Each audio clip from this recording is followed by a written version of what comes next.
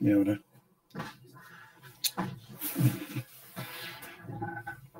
Daniel.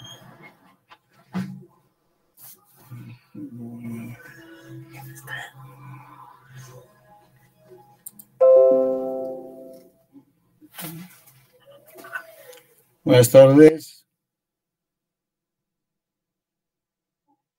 Buenas tardes, doctor.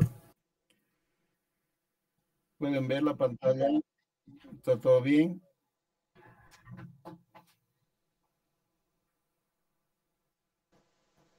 Ya. Entonces vamos a continuar donde habíamos quedado el día de ayer.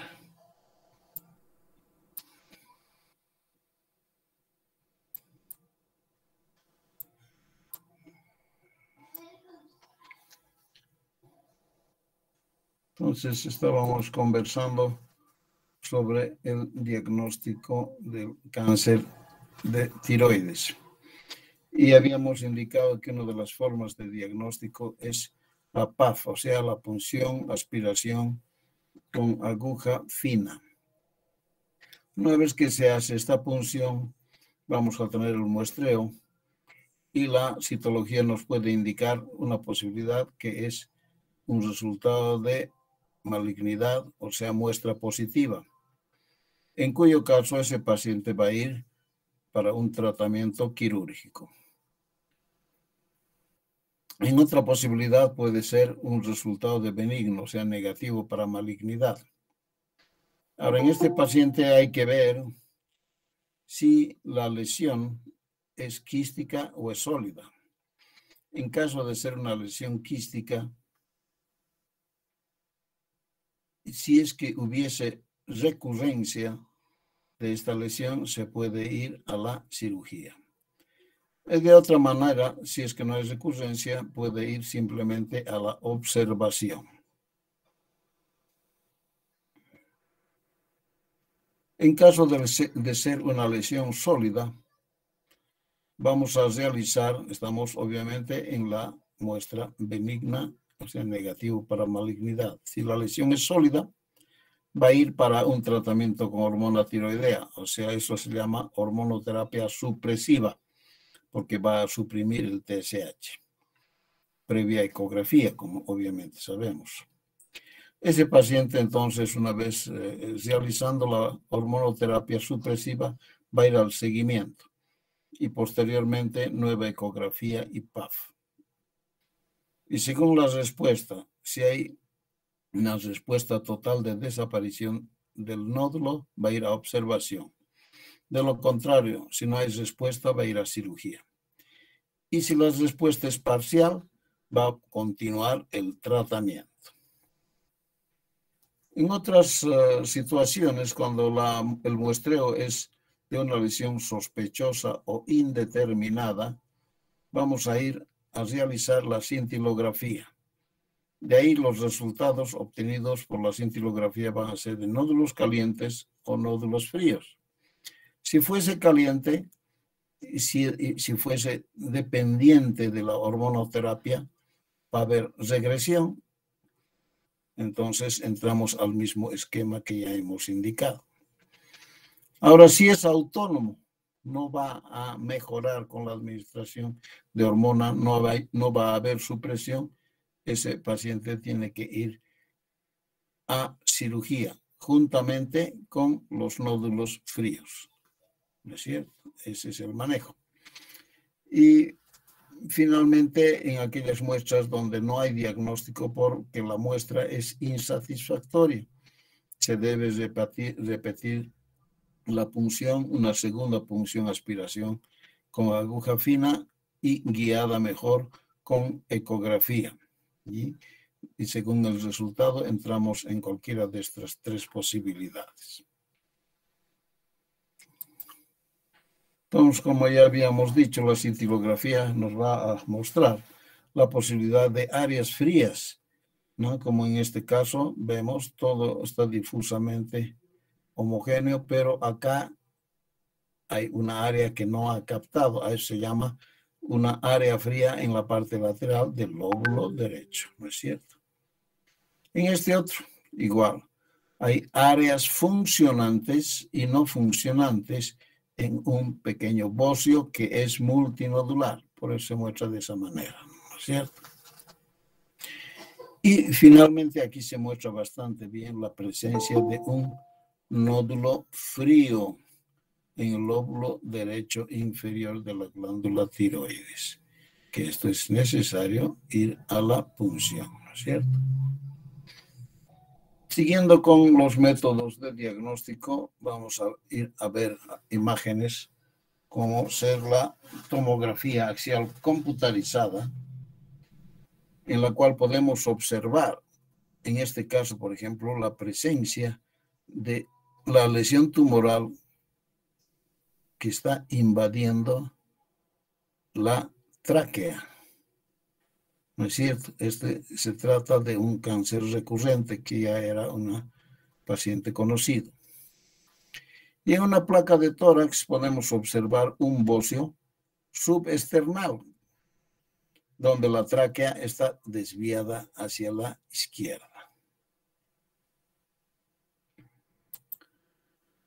Bien, entonces con todos estos métodos de diagnóstico se llega a un diagnóstico final y allá nosotros estamos obligados, nuestra obligación es realizar una estadificación en base a la clasificación TNM, tumor, nódulo, metástasis. Y el T se clasifica en TX, donde no se obtienen mínimos requerimientos para evaluar un tumor primario. T0 no hay evidencia de tumor primario. T1 es un tumor menor a 1 centímetro de dimensión mayor y está limitado a la glándula. T2, un tumor de más de 1 centímetro, pero menos de 4 centímetros en su mayor diámetro. T3, tumor de más de 4 centímetros en su dimensión mayor, pero sigue limitado a la glándula, no ha salido de allá. Y el T4 indica que el tumor es de cualquier tamaño, pero ya se ha extendido más allá de la cápsula tiroidea. Ese es un aviso que es un T4. El NX no se obtienen mínimos requerimientos para evaluar ganglios cervicales. N0 no hay evidencia de ganglios cervicales metastásicos. Y N1 va a haber presencia clínicamente importantes metastásicos. Y si es N1A, vamos a hablar de una metástasis del mismo lado de la lesión, o sea, homolateral. Y el B es cuando existen metástasis bilaterales, o en la línea media, o contralaterales, en el cuello o también en el mediastino, ¿no es cierto? Ese es N1B. Y el factor de metástasis OM, MX, no se obtienen requerimientos mínimos para evaluar metástasis a distancia. M0 no hay metástasis y M1 hay sí la presencia de metástasis a distancia. Aquí tenemos que especificar dónde está la metástasis. Si está en hígado, entonces hígado vamos a poner un signo. O puede ser en pulmón o puede ser en otra área. Se debe especificar el área donde ha habido la metástasis. Bien, en base a esto entonces, luego de haber colocado el tamaño y la edad, todo aquello, vamos a hacer la etapificación o clasificación en estadios. Al hablar de un cáncer papilar folicular, o sea, bien diferenciado, tenemos estadios del 1 al 4. En pacientes de menos de 45 años y en más de 45 años. El estadio 1 en menos de 45 años es un cualquier T, cualquier N y cualquier M. Entonces, en menos de 45 años es un estadio 1. Ahora, si ese paciente tiene más de 45 años, todos los T1, N0, M0 corresponden al estadio 1. En estadio 2, cualquier T, cualquier N, pero ya son M1, hay metástasis a distancia en menor de 45 años. En cambio, en mayor de 45 años, los T2, T3, N0, M0 son representantes de este estadio 2.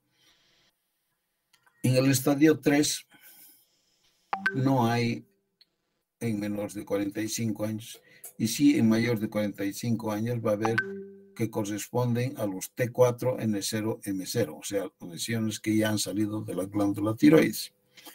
Y en el estadio 4 no hay en edad de menores de 45 años, y en mayores de 45 años van a ingresar acá cualquier tamaño de tumor, cualquier presencia de ganglio, pero con metástasis a distancia. Ese es un estadio 4. En cáncer papilar folicular. Ahora, en cáncer medular, el estadio 1 es un T1, N0, M0, no importa la edad. En el estadio 2, el T2 a T3, T4, N0, M0. En el estadio 3, cualquier tamaño de tumor, pero con ganglio positivo y M0. Y finalmente el estadio 4, cualquier tamaño de tumor, cualquier ganglio, pero con metástasis a distancia. Entonces, este estadio es importante llegar a clasificar antes del tratamiento. Y el tratamiento. Hablamos de las posibilidades de realizar cirugía, de administrar iodo radioactivo, de tratar con supresión de la hormona estimulante del tiroides. Esto se va a dar para esta hormona tiroidea. O la quimioterapia. Esas son las formas terapéuticas.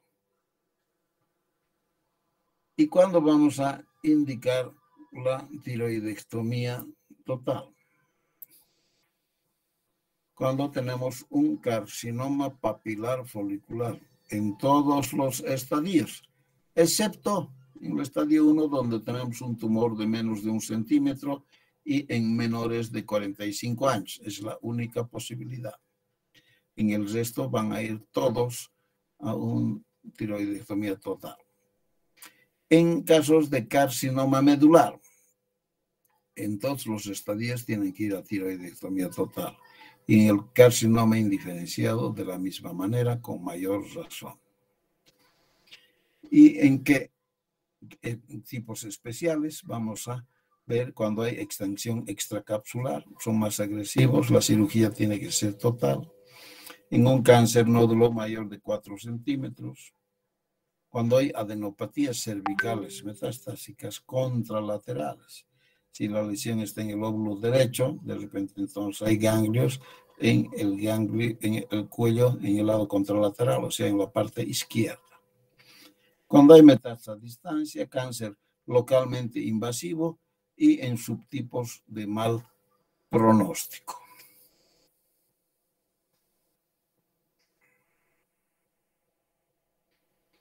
Y aquí vamos a ver, explicar un poco cómo se realiza la tiroidectomía. Primero, entonces, colocamos al paciente en decúbito y en una posición de hiperextensión del cuello. Para esto colocamos una almohadilla en la parte de los hombros, y el cuello y la cabeza lo colocamos hacia atrás y en hiperextensión. Esto para poder observar mejor toda la región cervical anterior. Entonces, como ven aquí en la figura, se debe hacer demarcar. Se puede demarcar, lo hacemos frecuentemente con un hilo, una seda 3 ceros. Vamos a demarcar unos 2 centímetros por encima de la horquilla external, en una línea de ligera concavidad superior. Una vez demarcado, de acuerdo a la dimensión del nódulo, serán unas incisiones pequeñas o un tanto mayores. Luego de esto se hace la incisión en la piel y se incide el músculo cutáneo del cuello. Luego de haber pasado el músculo cutáneo, vamos a suspender este colgajo. O sea, vamos a tener un colgajo superior y otro inferior. Entonces vamos a ir desprendiendo. ¿Hasta dónde? Hasta llegar al cartílago tiroides. Una vez bien identificado el cartílago tiroides, ese será nuestro límite. Pero no solamente en la parte central, sino también laterales, para poder tener una buena presentación. Realizado esto, vamos a pasar a hacer lo mismo en el colgajo inferior, que vamos a sobrepasar, digamos, la horquilla external. Una vez realizado esto, y tenemos muy identificados aquí, vamos a ir a la parte central y a realizar una incisión en la hoja anterior de la aponeurosis cervical profunda. Entonces, una vez realizada esa incisión, vamos a descubrir lo que viene por abajo y ya vamos a encontrar, aquí vemos la hoja media de la aponeurosis cervical profunda, llamado cápsula quirúrgica o falsa. Entonces, cuando se ingresa luego de esta capa, vamos a identificar plenamente ya la glándula tiroides. Una vez que está identificado, se va a separar hacia los lados. Esta cirugía obviamente siempre se la realiza con ayudante, además de la instrumentadora. Si vamos a iniciar con el lóbulo derecho, la tiroidectomía, entonces tomamos una gasa y con la mano izquierda vamos a llevar al lóbulo derecho de la tiroides hacia abajo y hacia la línea media, de tal manera de querer mostrar el pedículo de la arteria tiroidea superior derecha. Entonces aquí la vamos a observar y vamos a pasar una pinza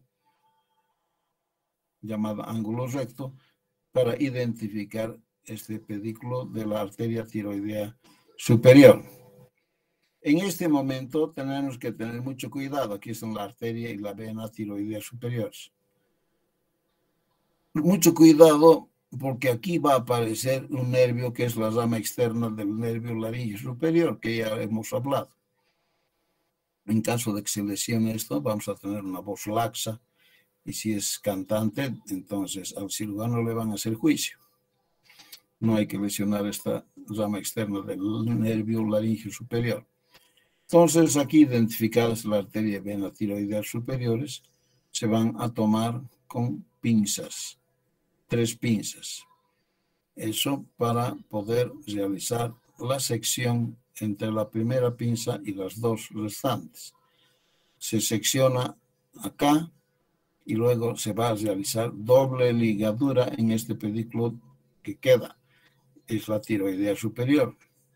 Entonces, si aquello escapa, es un flujo arterial tremendo, es una hemorragia muy fuerte. Entonces, tenemos que tener mucho cuidado.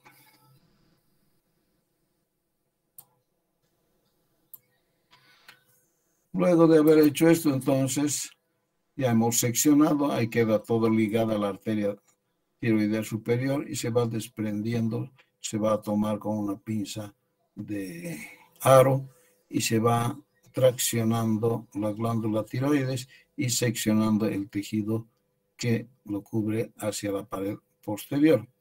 Aquí tenemos que ver, tenemos aquí, miren, el lóbulo piramidal que está a su lado. Y aquí podemos ingresar a ver los vasos como una carótida y ahí debe estar también cerca la yugular. Aquí el asunto es la posibilidad de la localización del nervio recurrente. Y además en este lugar, más profundamente, vamos a tener la glándula paratiroides derecha superior, ¿no es cierto? Entonces, esa también se debe identificar. Aquí tenemos entonces que se está estirando el lóbulo derecho. Y aquí vemos, miren ustedes, aquí está la glándula paratiroides superior, ¿no es cierto?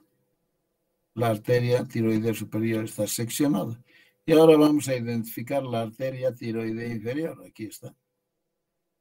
Aquí sí que tenemos que tener cuidado porque por aquí pasa el nervio laríngeo recurrente. ¿No es cierto? Se debe identificar porque aquí hay dos ramas de la tiroidea inferior y por medio está pasando este nervio.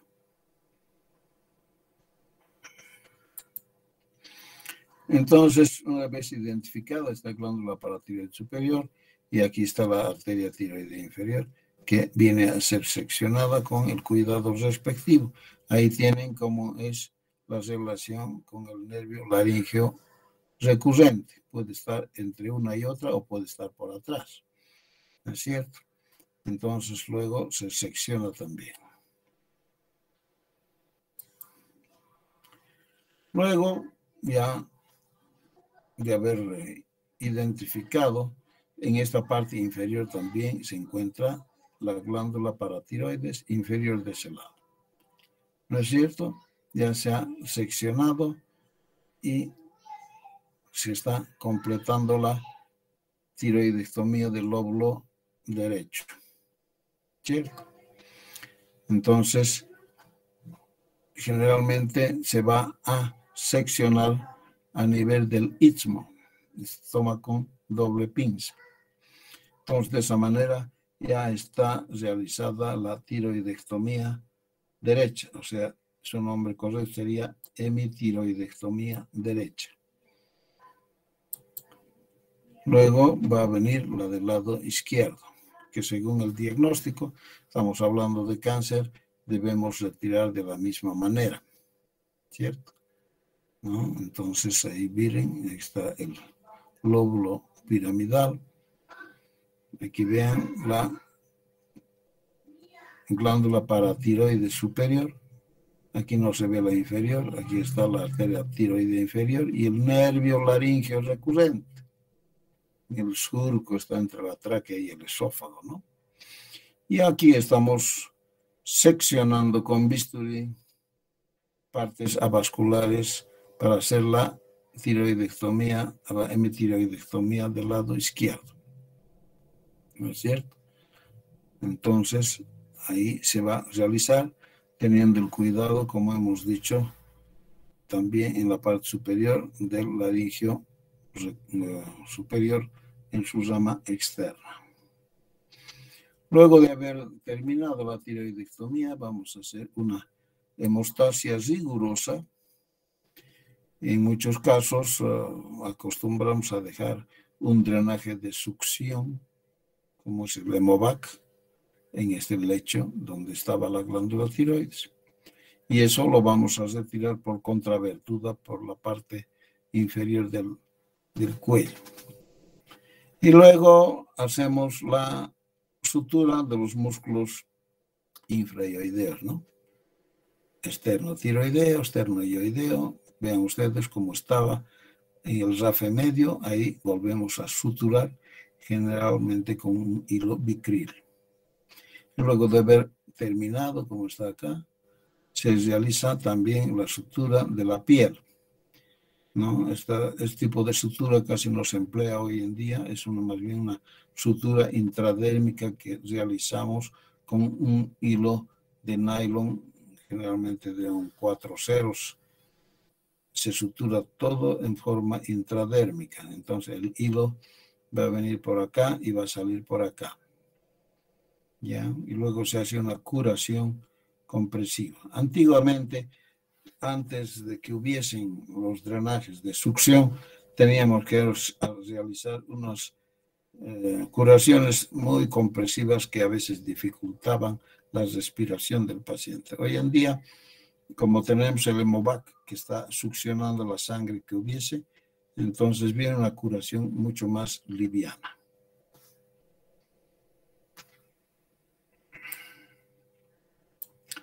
Luego de esto vamos a ver cuáles van a ser las complicaciones postquirúrgicas específicas en la tiroidectomía total.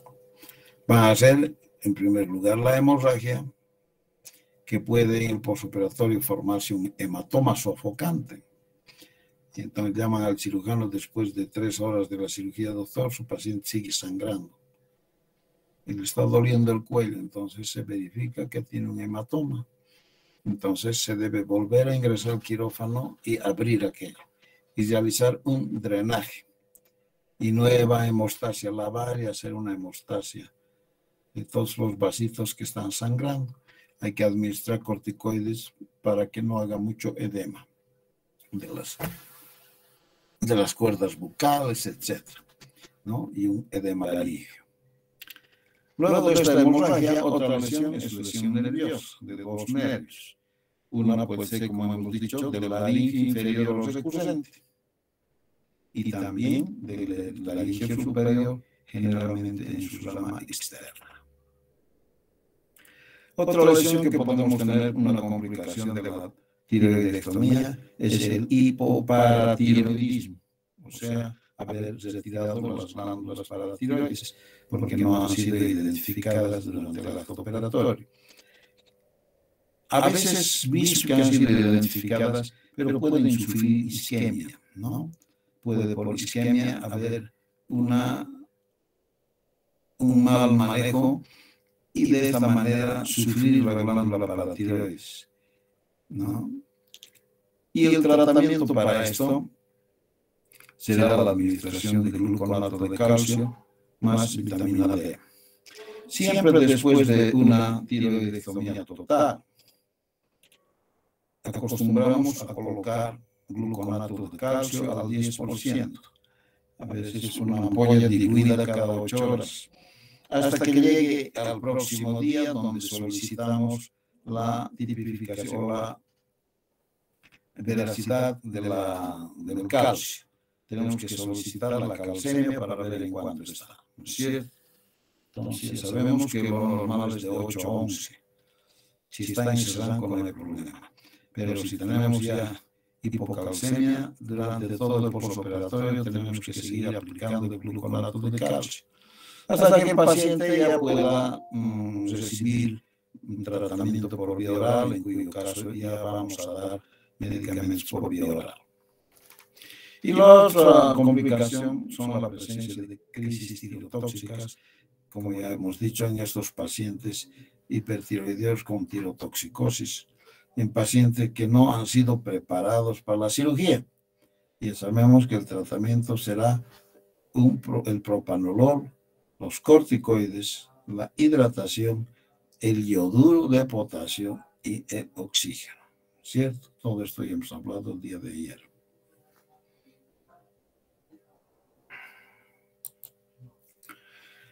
Importante no olvidarse el manejo de los grupos ganglionares durante el acto quirúrgico.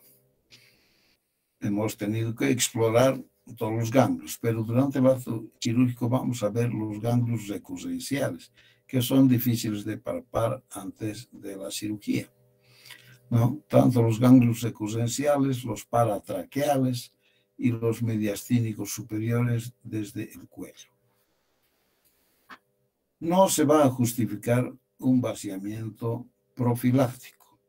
O sea, si no hay ganglios clínicamente importantes, no va a mejorar la situación al paciente si le hacemos una linfadenectomía profiláctica. Solamente cuando hay adenopatías positivas clínicas hay que hacer la disección cervical radical modificada. ¿No es cierto? Y cuando se habla de radical modificada, cuando se extirpan todos los ganglios del cuello, además de los yugulares laterales, y preservando, ¿qué cosas vamos a preservar para hacer una radical modificada? Se preserva el nervio espinal accesorio, la vena yugular interna y el músculo esternocleidomastoideo, a no ser que haya una invasión directa de estas estructuras. Y la disección cervical radical modificada, entonces, se utiliza en quienes, en pacientes con carcinoma papilar folicular con ganglios positivos, en carcinoma de células de Hartle con ganglios positivos, en carcinoma medular en todos los estadios y en el carcinoma indiferenciado sin metástasis a distancia. Ya, ese es el manejo quirúrgico. Entonces, aquí para recordarles, los grupos ganglionares, los submentonianos son el grupo 1, la cadena yuglocarotídea alta que está por debajo del músculo esternocleidomastoideo. El nivel 2 es la parte superior, 3 medio y 4 en la parte inferior. Ganglios del grupo 5 son en el triángulo posterior del cuello, ¿no es cierto? Y luego el 6 son los ganglios recurrenciales hacia la parte media del cuello. Y finalmente el grupo 7, que son debajo del manubrio external, ¿no es cierto? En la parte más superior de esto.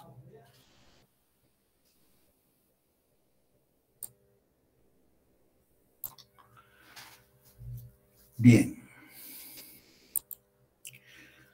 Fuera de un vaciamiento cervical modificado que acabamos de ver, existe también el vaciamiento o disección cervical radical.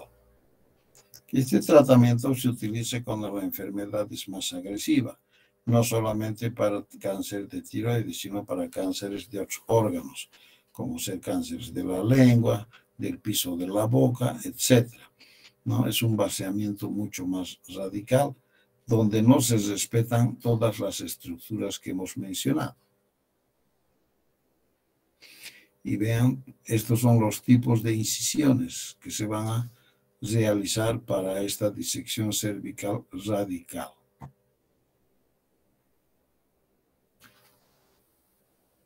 Para esto entonces, luego de haber levantado los colgajos, vamos a identificar el esternocleidomastoideo, la yugular externa. Ya sabemos que debajo del músculo esternocleidomastoideo está el paquete vasculonervioso del cuello, que está compuesto por la arteria carótida, la yugular interna y el nervio vago. ¿No es cierto? Vamos, vean cómo está. Y aquí en la yugular externa y tenemos todo el tejido linfoganglionar. Y aquí está el nervio espinal, que esto decíamos que en la cirugía anterior la estábamos respetando en la modificada. En cambio aquí va a salir todo, ¿no es cierto? Entonces se empieza la disección, bien, está con el bisturí, se va seccionando encima de la clavícula.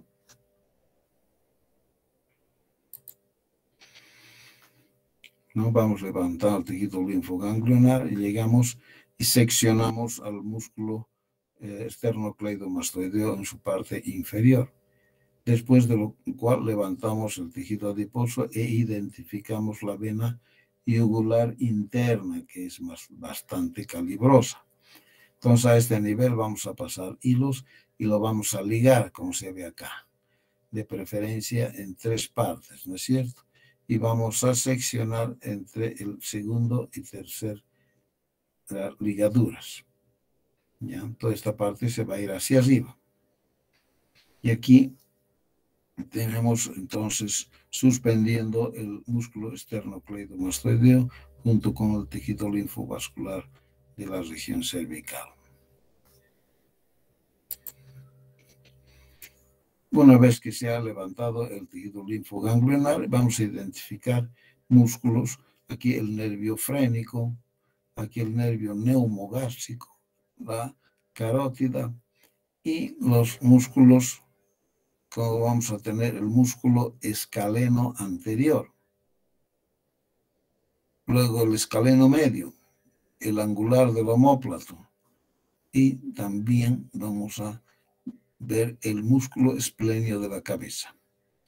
En esta parte también identificamos la yugular interna que está suspendida y aquí la glándula parótida y la submaxilar.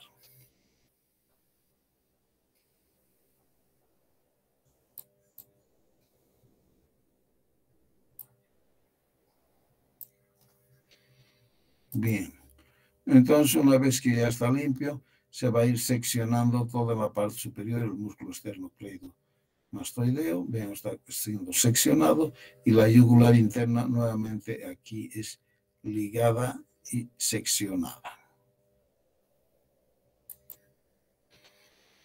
y se retira, aquí está seccionándose la glándula parótida y la submaxilar. Y de esa manera va a ser retirado todo el tejido linfoide.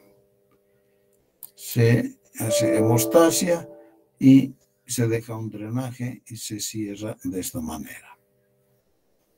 Ese es un tratamiento radical.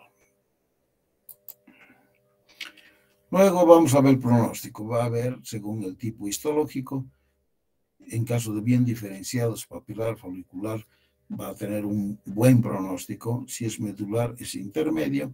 Y si es indiferenciado, va a tener mal pronóstico. Según la edad, la sobrevida a 20 años va a ser en los menores de 45, 96%, y en los mayores de 45, 70%. Según el sexo, en mujeres 86% y en varones 79%.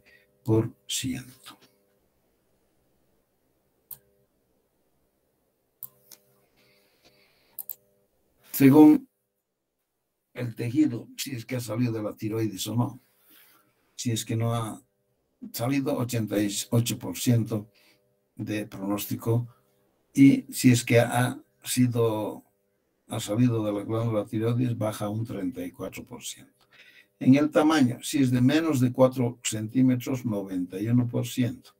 Más de 4 centímetros, 57%. Baja mucho. Y en la metástasis, si no hay metástasis, la sobrevida, entonces el pronóstico es de 86%.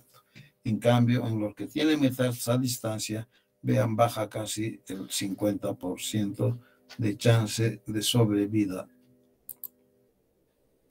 En cuanto a la enfermedad ganglionar, lo mismo. En los casos que no tienen ganglios afectados, la sobrevida tiene un 87%. En cambio, los ganglios positivos, entonces en N1 nos muestran 82%. Ahora, en casos de aneuploidía, vamos a ver los contenidos anómalos de DNA en las células tumorales de los carcinomas papilares, y a mayor aneuploidía va a haber mayor agresividad tumoral. Y finalmente el seguimiento. En el examen clínico vamos a, o sea, cada vez que llamemos al paciente al control, le hacemos un examen clínico general y específicamente en la región del cuello, laboratorio con tiroglobulina plasmática, pero no pedimos en caso de cáncer de células de Hartle. Pedimos calcitonina en el carcinoma medular, un rastreo corporal total con iodo 131 a las 4 semanas de haber suspendido la hormonoterapia. Eso para que se haga más sensible. Y el seguimiento. El seguimiento de los pacientes, debemos administrar hormona tiroidea, ¿no? Como hemos visto, se debe calcular en forma exacta. Esa cantidad de hormona tiroidea va a causar una supresión de TSH. Lo ideal es que no haya TSH en sangre, que no haya TSH para estimular nuevamente a la glándula para que crezca nuevamente tumor, ¿no es cierto? Eso va a disminuir las recurrencias, la supresión del TSH con hormonas tiroideas, y se debe acompañar además de ecografías cervicales.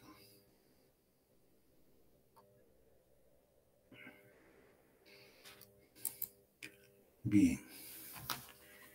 Y con eso hemos concluido la casa de los tumores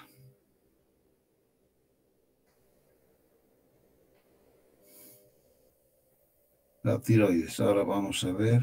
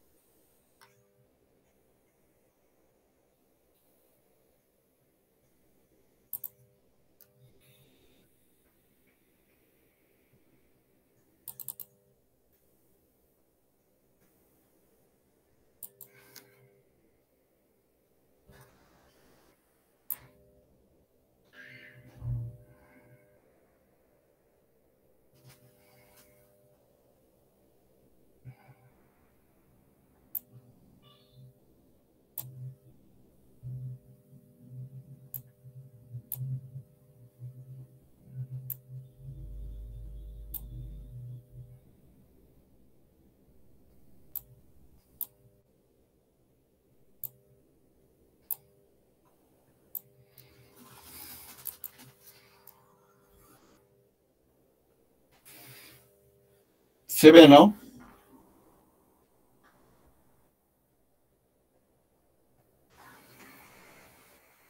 ¿Aló? Todavía no, doctor, no se ven el dispositivo. ¿No se ve? No, en mi pantalla no, doctor.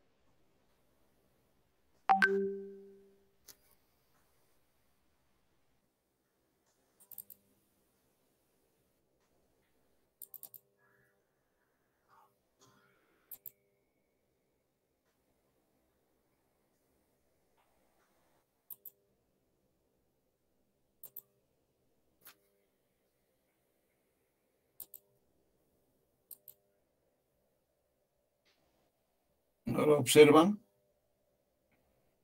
Sí, doctor, ahora sí se ve.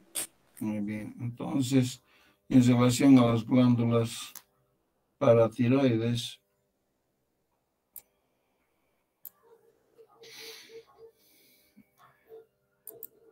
la anatomía son pequeñas glándulas que se encuentran en la parte posterior, como dijimos, de la glándula tiroides, ¿no es cierto? En los lóbulos derecho e izquierdo hay superiores, como ven acá, y hay inferiores, en total número de 4. Pero otros pacientes pueden llegar a tener 6 glándulas paratiroides. Son muy pequeñas, entre 5 a 7 milímetros por 3 a 4 milímetros por 0,5 a 2 milímetros. Y están irrigadas más que todo por la arteria tiroidea inferior, hasta un 80% de los casos. La función o acción principal de la paratiroides es la regulación del metabolismo del calcio. Va a estimular el pasaje de calcio del hueso hacia la sangre. Va a estimular la conversión de vitamina D a su forma activa, que va a promover la absorción del calcio a nivel del tracto gastrointestinal. Y también va a inhibir la excreción de calcio a nivel de los riñones. Va a acumular entonces bastante calcio.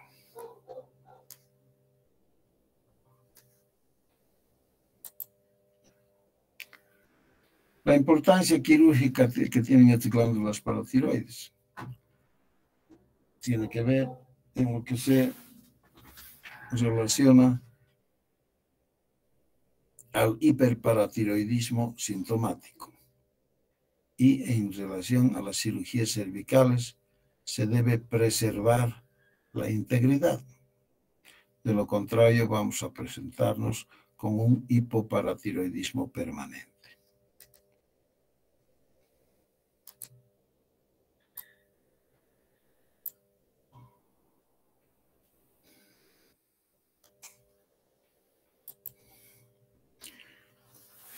El calcio y la actividad nerviosa.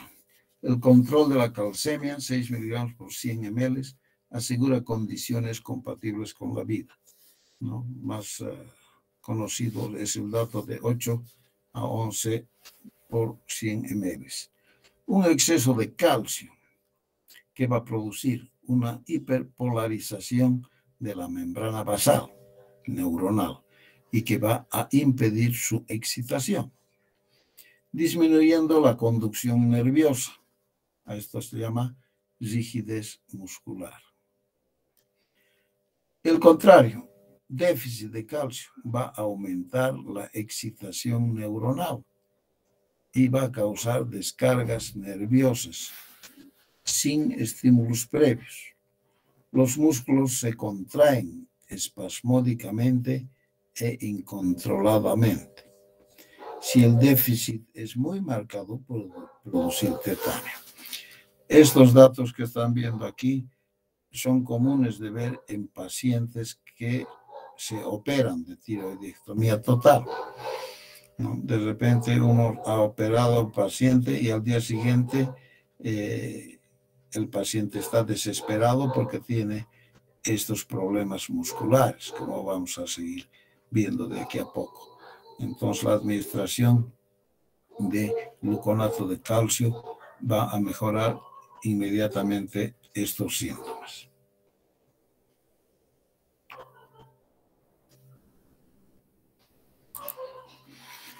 ¿Y cuáles son los trastornos de las glándulas paratiroides? Más importante es entonces el hiperparatiroidismo. Este hiperparatiroidismo puede ser primario o puede ser secundario. El primario es cuando tiene una etiología desconocida. Puede tratarse de una enfermedad adenomatosa, o sea, de un tumor benigno en la glándula paratiroides, adenoma paratiroideo. En esos casos, síntomas vamos a tener de hipercalcemia, porque este adenoma paratiroideo va a producir mayor cantidad de hormona y nos va a llevar a la producción de nefrolitiasis, osteopatía, enfermedad ulceropéptica, debilidad, estreñimiento y poliuria. El diagnóstico entonces se realiza fuera de la clínica por un dato de hipercalcemia y hormona paratiroidea elevada. Fosfato sérico bajo, porque ya sabemos que intercambia con el calcio, y la fosfatasa alcalina elevada. Y el hiperparatiroidismo secundario se va a ver en una osteodistrofia renal, una insuficiencia renal crónica, hiperfosfatemia y una disminución del calcio sérico.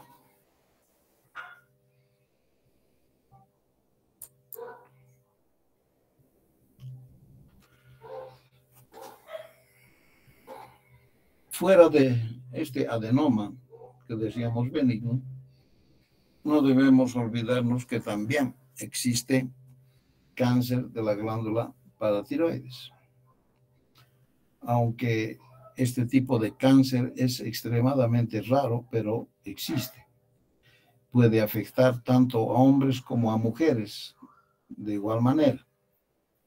Y este cáncer a menudo se presenta en personas mayores de 30 años.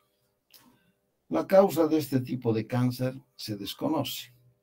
Las personas que tienen afecciones genéticas denominadas neoplasia endocrina múltiple tipo 1, además de hiperparatiroidismo y síndrome de tumor de mandíbula, van a presentar un riesgo mayor de padecer esta enfermedad. Otro grupo son personas que han sido sometidas a radiación en cabeza y cuello, que también pueden tener un mayor riesgo. Pero es más probable que este tipo por la radiación, cause mayor daño a nivel de la tiroides que en la paratiroides. En ese caso también entonces el cáncer de paratiroides, sus síntomas son principalmente por niveles altos de calcio, la hipercalcemia, y van a incluir dolor óseo, estreñimiento, fatiga, fracturas, sed frecuente y evacuación urinaria frecuente. Como hay hipercalcemia, puede haber cálculos renales, debilidad muscular, náuseas, vómitos y falta de apetito.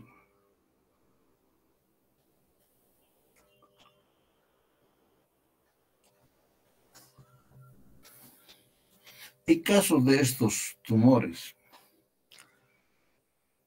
cuando hay un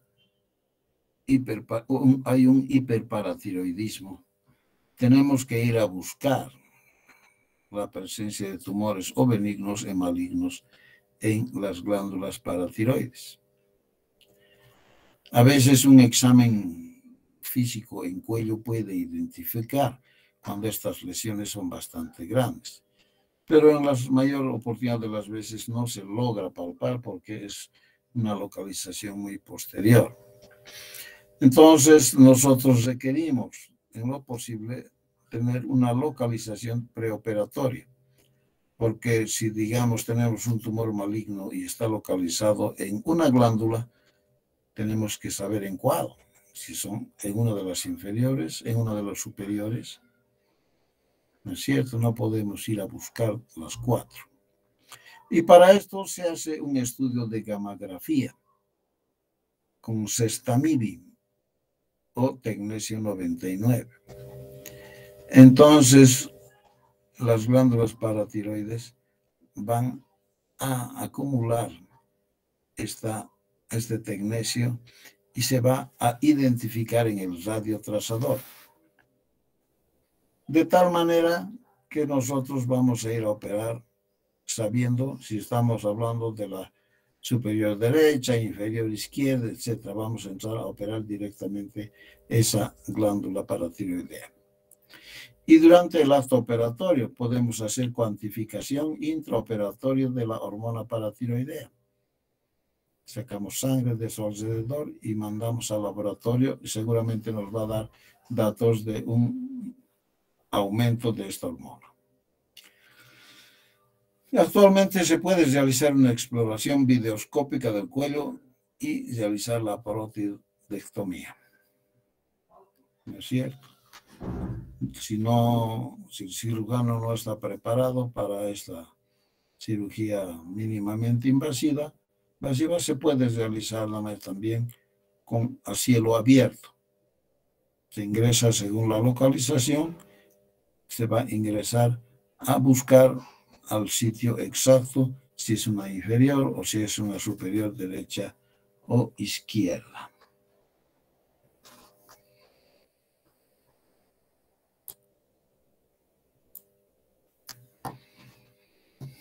Bien.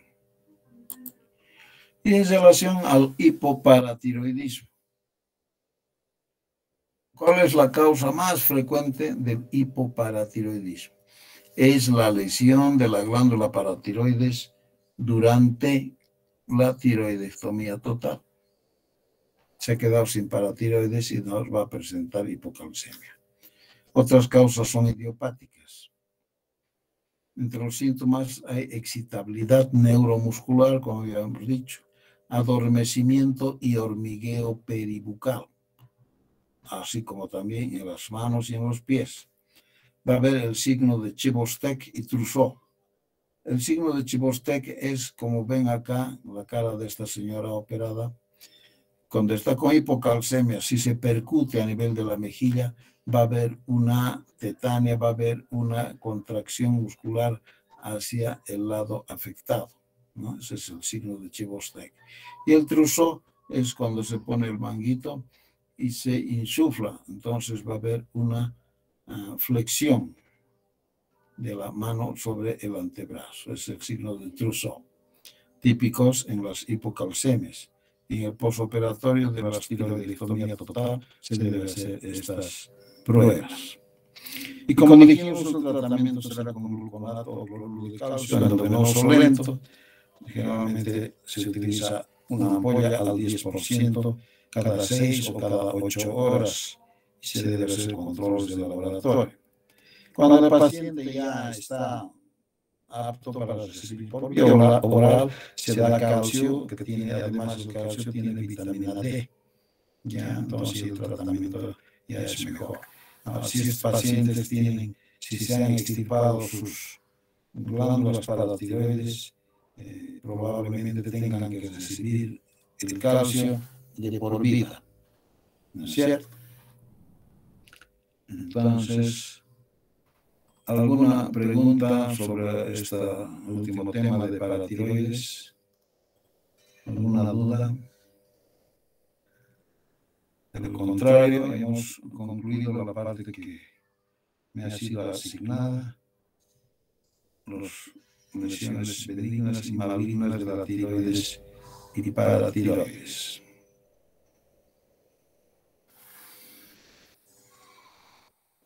¿Alguna duda? Si no hay, con mi grupo nos vemos mañana en la mañana. Chao, estudien y descansen, ¿ya? Hasta mañana. Hasta mañana, doctor. Buenas noches, buenas noches.